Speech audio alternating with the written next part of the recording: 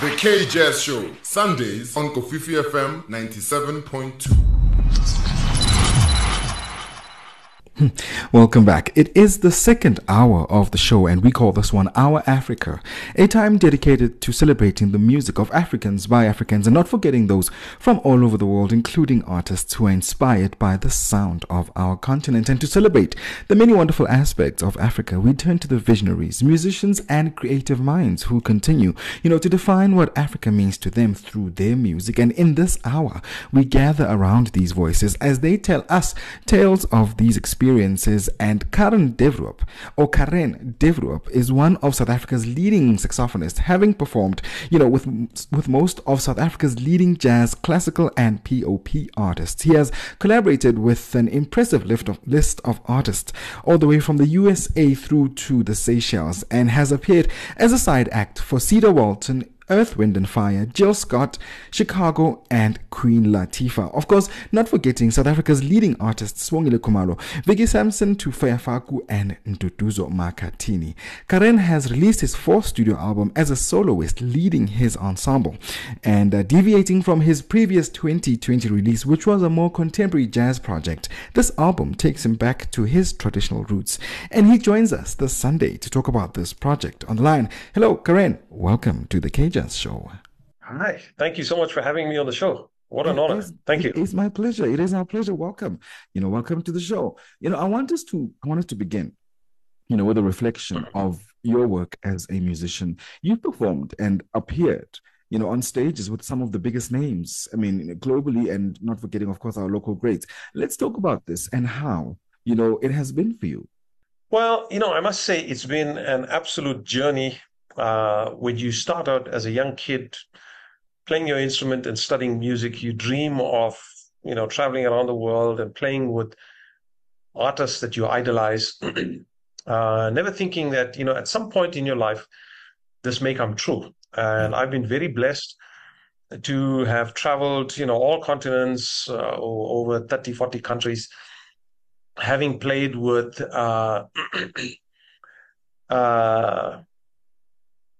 some of the leading jazz, R&B artists in the world. As you mentioned earlier, many years ago, I was invited to be a side stage act for Queen Latifah, Chicago, Earth, Wind and Fire, and that was in Virginia around 2005, which in itself was, such a tremendous honor. And then, one thing leads to another.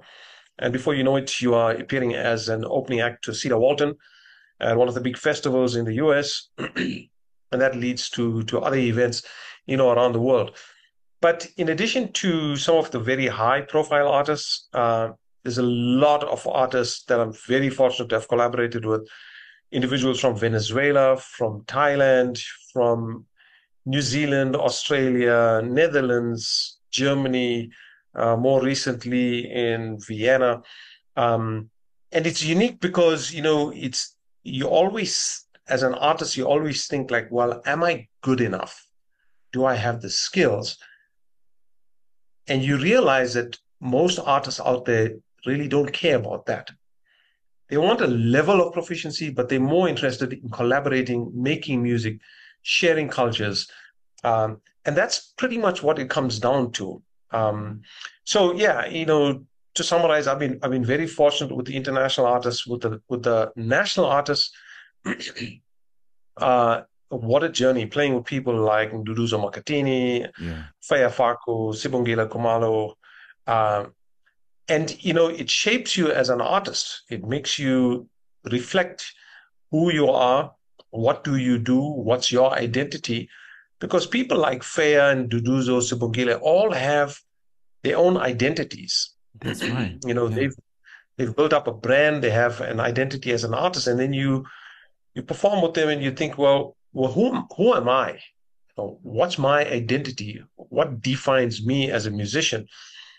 And that self-reflection helps you think about what you're going to do next and how you're going to proceed with your career. Yeah, yeah.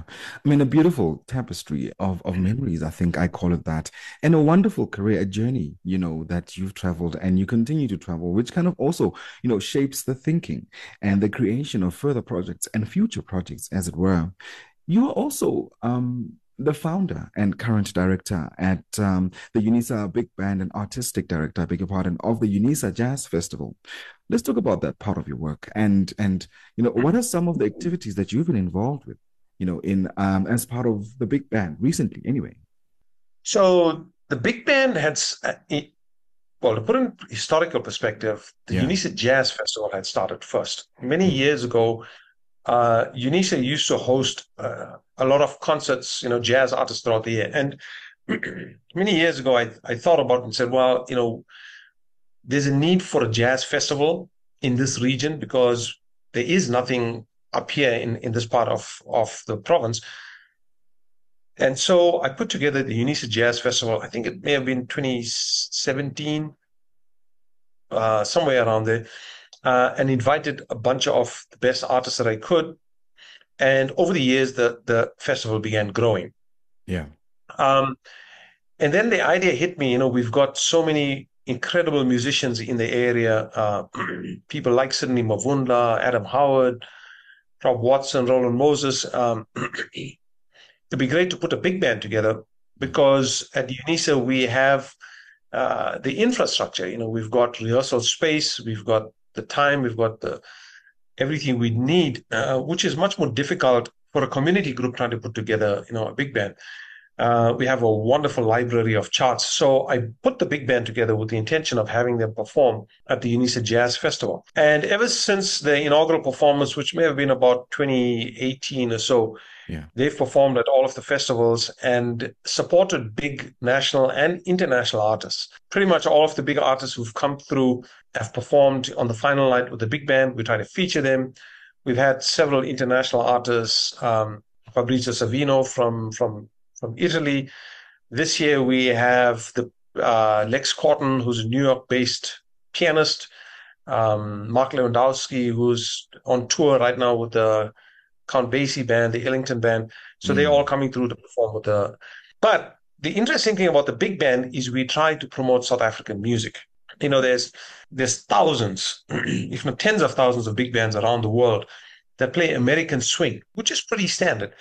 But here in South Africa, we have very limited repertoire for South African music rearranged for big band. So every year we try to play music by South African composers, whether it's Errol Dyers or myself or any other artist that we can get, have their music arranged for the UNISA big band, feature them with the big band, have them perform with the big band. It's a way of recognizing the great music that comes out from our country. Yeah. But also promoting those artists and their music in a new setting. That's right. So basically it's trying to expand our repertoire and develop a sound that's unique to South Africa in terms of big band music. Now, your fourth studio album, of course, A Dance of the Indentured, is the reason why you and I are having this conversation today. It has a very interesting title. I came across it anyway on social media and I was like, wait, what is that about? And I even had people, kind of jokingly talking about whether is he referring to dentures from old people, and that kind of got me going. I was captured. Let's unpack, the reason for this name and why did you go with this title? So indentured comes from indentured laborers. Indentured were laborers. When Indians came to South Africa in 1860, they came as indentured laborers, workers, due to the famine, to cholera, to difficult living conditions in India. The British colony at the time decided we want to bring Indians from South Africa, primarily to work the sugarcane plantations. So indentured is basically, let's call it a step above slavery. In slavery, people have no rights, they have no freedoms, they work for meager salaries, you belong to someone. Well, with the indentured laborers, they were not technically slaves in the sense that they were not owned by anyone, but the conditions were similar. Yeah. They worked very difficult conditions. They were whooped. They were shambocked. They earned meager salaries. They worked from sunrise to sunset, hard labor. So when Indians first came, it was indentured. But Yeah. the only solace that the Indians found was music and dance. Mm. When they came on the ships in the 1860s, they did not bring anything with them except their culture. And amongst those indentured laborers were musicians. And the only happiness that they experienced, whether it was in a day or in a week, was when they all socialized in the evenings, ate food, and danced. We had local musicians making some music, and they danced.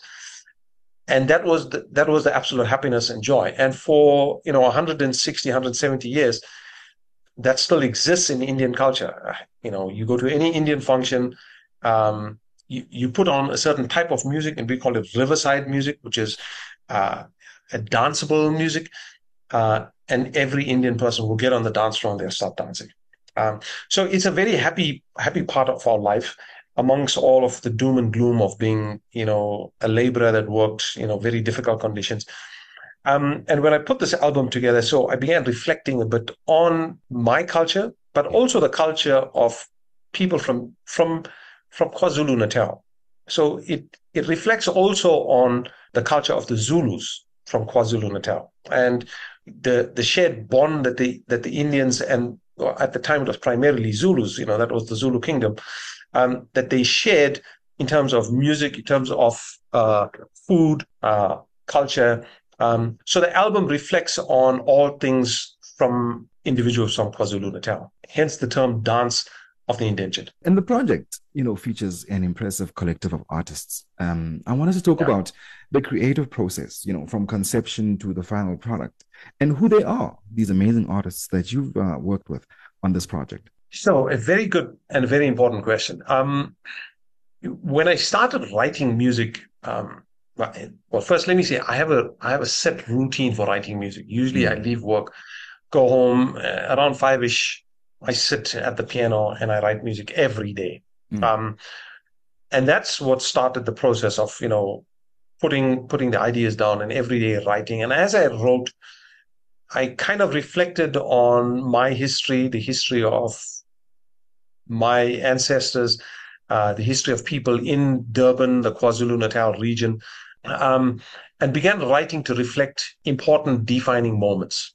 For example, the foods that come out from Durban. Hence, you see titles like Durb's Bunny, which is, it's a bunny chow. It's a favorite Indian food. And you'd get it around the country. But if you really, really want something that's unique, and not just to Indians, but to everyone in our country, you go to Durban and you have a bunny. There's titles like Pentridge, which is the Indian area that Indians were forced to move to in Pietermaritzburg. No different from KwaZulu, from Gauteng, when blacks and Indians were forced to move away from Johannesburg to Soweto and Lenasia, and in Pietermaritzburg they were forced to move to Pentridge, which is where my parents lived. And again, we all know the history. It's anyone who was under forced removal lived difficult lives, poor communities. So it was no different. So a lot of the titles reflect that, but the music tries to reflect that mood as well. So, but some of the tracks happen to be incidental. For example, this album I composed all of the works primarily during lockdown. And that's why one of the tracks is called Lockdown, Lock Up, ? So it's, you're locked down, surprise.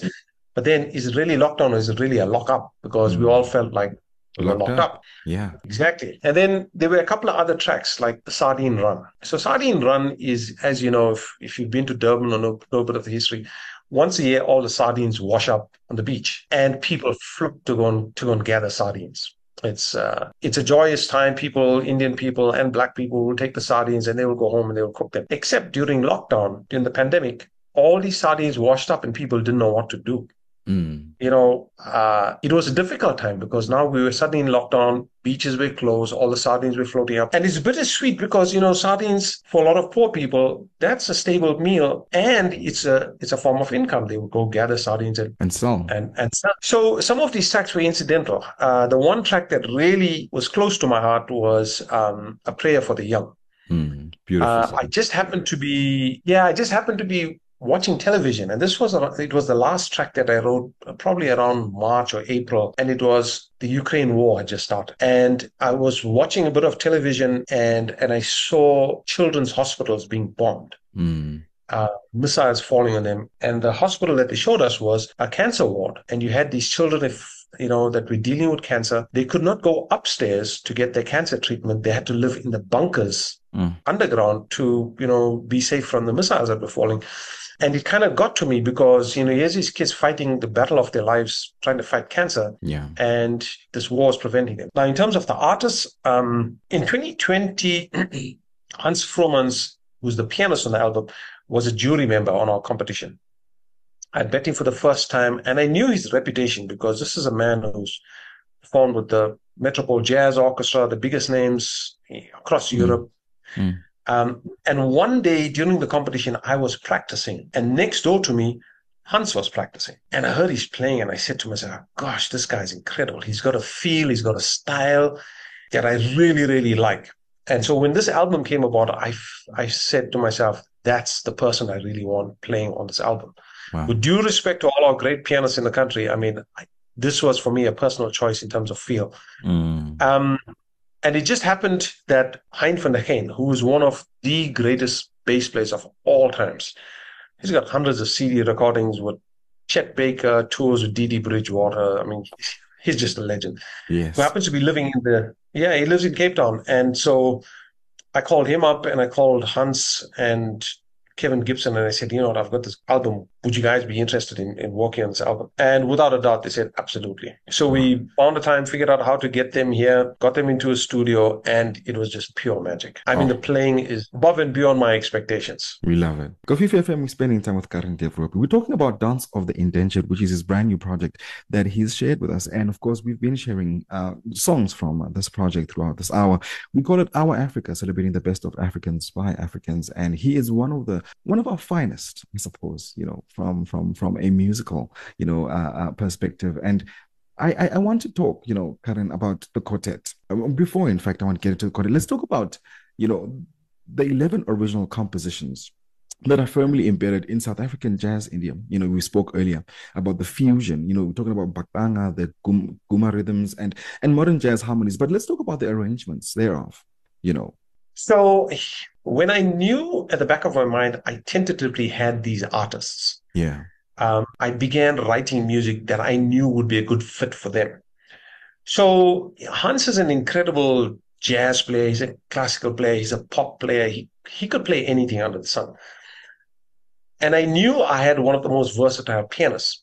But I wanted rhythmically this album to be deeply entrenched in South African style. It had to have a bakanga. It had to have Cape Goma feel, because that's who we are. And that's the reason why I wanted Kevin Gibson, a South African drummer, on there, because he's a master of, he's played and recorded these styles for decades. Being a South African album, it has to have South African flavor. But I didn't want to push the boundaries harmonically. Typically, our South African bakanga style is, harmonically 1-4-5 harmonies. I wanted to break out of that and expand into more advanced harmonies, European, American harmonies, but having this flavor, the South African flavor. So if you listen carefully, rhythmically, drums is purely South African. Even the bass lines are bordering on South African style. If you think about pieces like Manenberg, repetitive bass lines, that's what I decided we're going to put on. But I wanted to give the pianist total freedom. And that was the whole conceptualization behind the album, and also on saxophone. So it's a blending of South African and non-South African styles. In a way, I was kind of influenced by when I hear people, like Antonio Carlos Jobim. They do the exact same thing with Brazilian music. It's Western harmonies, it's American harmonies, it's jazz with Brazilian rhythms. Um, and that's what I wanted. That was the goal for this album, to be able to recreate that feel, that vibe on the album. And I feel pretty content that the artists were able to convey that when they recorded on the album. Of course, as a quartet, you guys are headed on tour now. Which cities will you be visiting, and what are the dates there? So, because we have a very limited time frame, Hans is so busy as an artist. He gave me a week. Yeah. He said, you know what, I'd love to play as many concerts, but I can only get away from Metropole for 1 week. So we try to cram as much as we can in 1 week. But in that 1 week, we're going to do primarily Gauteng and KZN. We're not going to do Cape Town just yet. We will leave that for later in the year. But we've got a whole series of concerts here in Pretoria, at Tshwane University of Technology for students. But the big one is on the 25th of March, which is a massive CD launch. I've rearranged all of those pieces for full orchestra, string orchestra. So we now have the Mzansi National Philharmonic Orchestra accompanying the quartet. It's going to be a true jazz orchestra embedded in South African rhythms and feel, but with big, lush string sounds.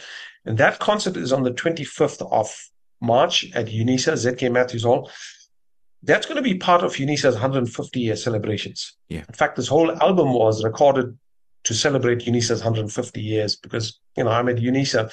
It's a part of our celebrations. And then we moved to Durban, I think it's 26th, 27th, 28th, 29th, and we're playing University of KwaZulu-Natal, Alliance Française on the 26th, Coup d'Etat, Wilson's Wharf on the 26th, 27th. So every day, if you just go to my social media page or UNISA's pages, you're going to find the list of venues. But for listeners in this area, you definitely do not want to miss the concert on the 26th. Definitely. 25th of March. We can only hold 1,000 seats. 500 are going out. We've got UNISA management, council members, their VIP guests. So only 500 are going to be available to the public. The last time we did something like this in 2018, it was sold out and we had to turn away people. We did that also with a bigger orchestra. That was UNISA's 145th celebrations. So I would encourage people get tickets early. There'll be CDs, for sale, and you can meet and greet with the artists. All of the music industry folks would be there. The biggest performing artists in our industry will all be there. So it's going to be a superb concert. Oh, we look forward to it. We look forward to being a part of it.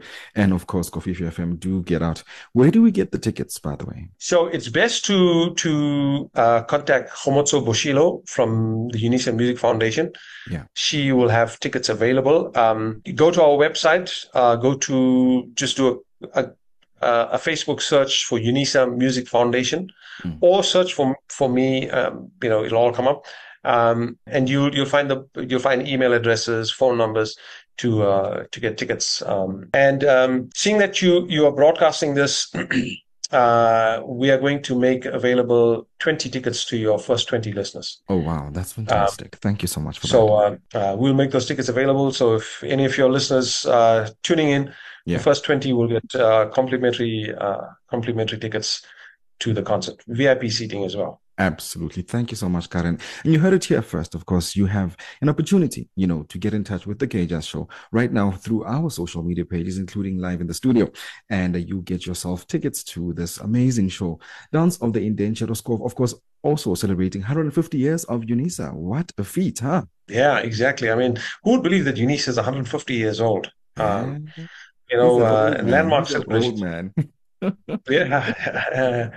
Well, but we do want to celebrate, UNISA is celebrating in so many different ways through various projects and all of the colleges. And in music, we want to contribute, from our side as well. So we want to make sure we celebrate and let people enjoy the festivities. Oh, definitely. We look forward to it. Of course, speaking of social media, as we wrap things up, where do we get a hold of you? How do we keep up with what you were doing and what you were getting up to? Oh, that's very kind of you. So I'm on all of the social media platforms, Facebook, Twitter. You'll if you just do a Google search, you'll find me. So please, I'd love to hear from your listeners. I'd love to hear from fans who, the best part of being a musician is having fans. I mean, Yeah. that's what it's about, playing for your fans, hearing from them. YouTube channels are all available, videos are all on there. So please connect with me up on any of the social media platforms. I'd love to hear from you. And try to come to one of the concerts. I'll be available. In fact, the band will be there. The quartet will be there to personally sign off CDs. So if you want signed copies, this would Yeah. be the place to get them. Definitely. Yeah. Definitely. Karen, thank you so much for joining us this Sunday. And of course, all the best with the tour. And we look forward to seeing you at the celebrations. Thank you so much. Thank you to you and your listeners. He Much is appreciated. Karén Devroop. He is South Africa's leading saxophonist, and he's also the director, the artistic director of the UNISA Jazz Festival and the UNISA Big Band. And he was on the K Jazz Show.